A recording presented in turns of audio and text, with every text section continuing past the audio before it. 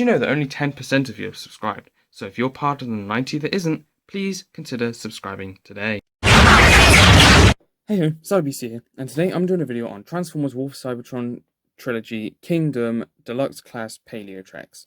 So here he is in his T-Rex mode, or his fossilized T-Rex mode, I guess I could say. And this looks really nice. I do think this looks really cool. Just the concept in general of skeleton transformers of dinosaurs is pretty cool. I think the multiple colors they've used works quite nicely. This sort of dark brown and this sort of like tannish sort of color. I definitely think they work well together. The articulation that this guy has is fairly simple, but also pretty good. The legs are on hinges here, so they can move all around like this. They can also move out here. There is a swivel here and a bend here, as well as a swivel here, bend here, and a bend here at the foot. The arms are on ball joints, very simple ball joints. They can just move around like this. There's a hinge at the base of the neck, and there is technically a hinge at the head here, but you do have to detach this. You can just pull this head out, and then that will allow for a higher range of movement. But, you know, it's better to have this all encased in one. And of course, the mouth can open and close. There's a big indent here that allows you to open it into the chest, or the neck even. And the tail is on a swivel here, as well as a hinge, swivel here, and a swivel here. But it's limited by this little peg here. Now, for size comparisons, here he is with Earthrise Optimus Prime. Not too bad scaling. Maybe it could be better, but I think it's alright. Here he is with another Kingdom Deluxe Class Beast figure. Cheetor. And here he is with another Deluxe Class Bipedal Beast in Deluxe Class Titans Return Twinferno, aka Double Cross. I realised I forgot to show it next to this, the LEGO Creator 3-in-1 Mighty Dinosaur T-Rex. So here it is, next to that. You know, it doesn't look all that bad. Anyway, get on with the rest of the video, bye. So now let's get on to, well, transformation. This guy, if you didn't know, he is what is known as a fossilizer. This is the Kingdom's version of the weaponizers or the modulators. So essentially what you need to do is pull it apart. So to get started, what you're going to want to do is pull off the legs, like this. You're then going to want to pull off the tail, and pull off this chest piece. Then open up this rib piece, pull that off, and then pull this piece out here. Come to the legs, split them in two, like that. And then finally come to the tail and just pull this piece out here like that. So now what you're going to want to do is take this piece. This will fold in like this. This will detach from here. That will fold in and plug into place like that. Then you want to turn this piece around like that. Then you come to this piece. You want to fold the arms down like this. And then fold these pieces down like that.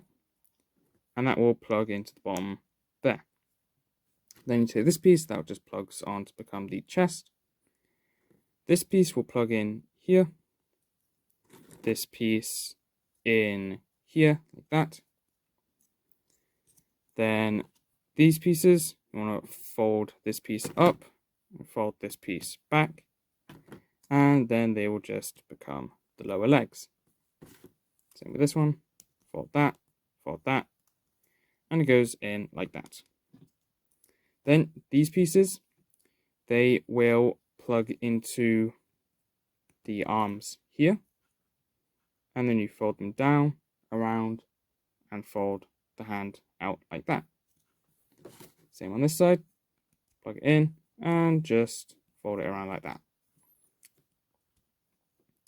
And then you can take this piece, and this just plugs into the back here, like that.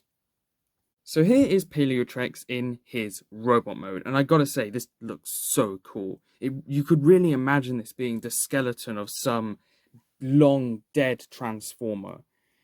This piece on the side really gives a sort of asymmetrical look to the guy, and I think it definitely sort of emulates the creepy sort of aesthetic that it pulls off.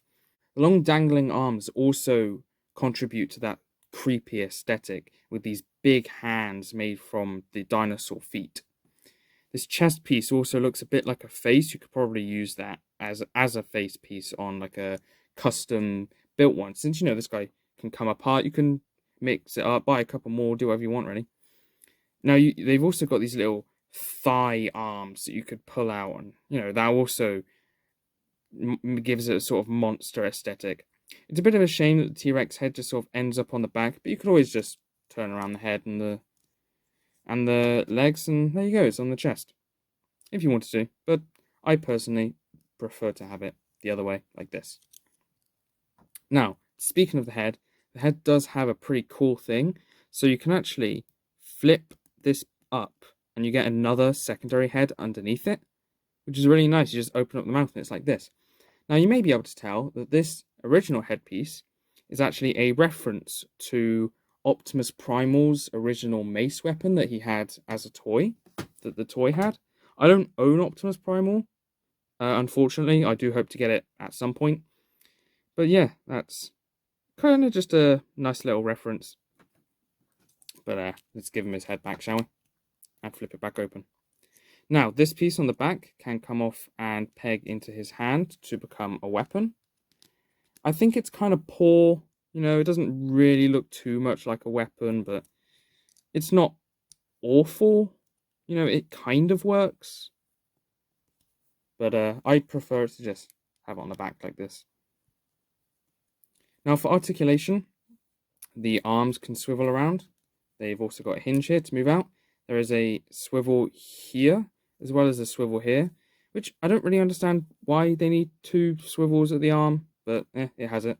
Swivel at the wrist, as well as opening hand, because of the dinosaur feet, because it's dinosaur feet.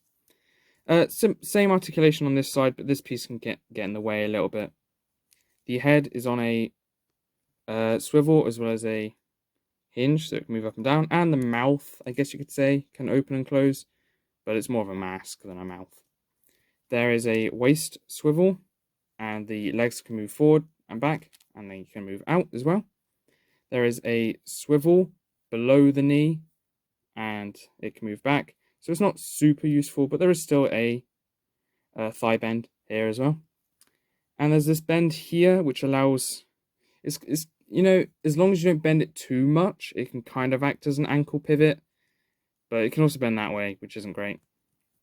And there is this heel bend as well. If you could find any use for that, you probably can't, but it's there. Well, they could have added a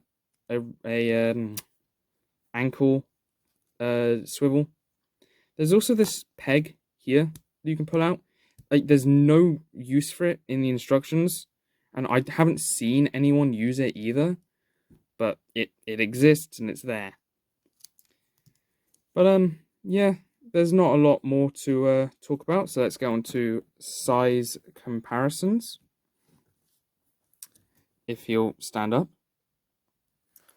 Here he is next to Earthrise Optimus. Scaling is pretty nice. I like it. I like how sort of small he is compared to him. Here he is next to Kingdom Cheetor. They definitely both look a similar sort of size, but this guy just kind of looks like there's more of him. And here he is next to Titan's Return Twinferno.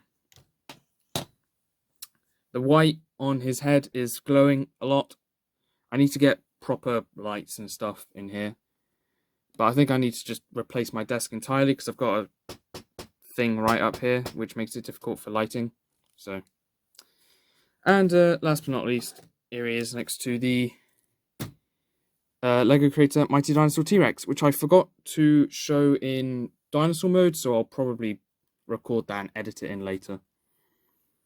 Yeah, so, you know, he looks pretty cool next to this. Oh, whoops, I pulled off the arm. Now, of course, you can turn this guy into all sorts of, like, weapons and stuff for other characters, but I don't really have many characters that really work too well with that. Mainly have Voyagers from the recent series, and they don't really work all too well. They just kind of look a bit odd on them. But maybe another time when I get like a deluxe or a good deluxe or something, I might show it off, show off the gimmick. But I guess I could talk a little bit on how I personally view this character in my own headcanon. So at some point, I do hope to make my own series using figures and that. And this guy is not a individual character, but instead, whoops, I didn't mean to do that. But instead, a sort of sparkless clone type thing. They are essentially the army builder of the Predacons, or at least one of them. The Predacons have 4 army builders, which are the Fossilizers, the Paleotrex, the Ractonite, the Wingfinger, and the Vertebrake. And Paleotrex is only one of the 4, obviously. Oh, whoops. So, yeah, that's kind of the sort of overall story that I plan on having for this guy. He's just one of a many army of clones. But yeah, that's pretty much it for this video. So I guess that's Salut BC out.